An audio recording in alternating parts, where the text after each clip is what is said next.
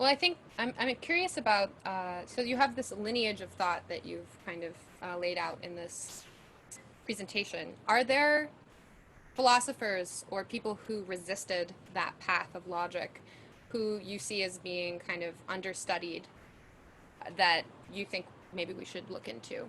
Who are some of those people? Yeah, there are a lot of the black box philosophers were terminated from history. It's hard to find them. Most of them were in the Bronze Age. Uh, the only way I can actually glean them is by kind of looking at the psychohistory of the time, meaning I try to look at why were cults so prevalent in the Bronze Age? Why were uh, religions seen as where the gods walked amongst them? Why is that which is so normal back then so alien to us now? I have to do differential analysis to find those points of interesting nexuses that appear when you start looking at that and start answering some of those questions.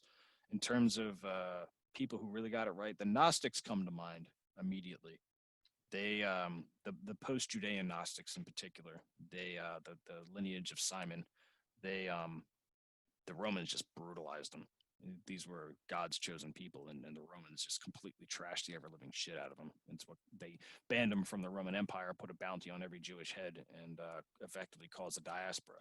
And when you're trying to make sense of how, if you were a chosen people, why this happened to you, you come up with some pretty interesting psychological conclusions about how to separate self from reality and divine from reality at the same time. So they're probably good entry level stuff to look into if you keep that psychological.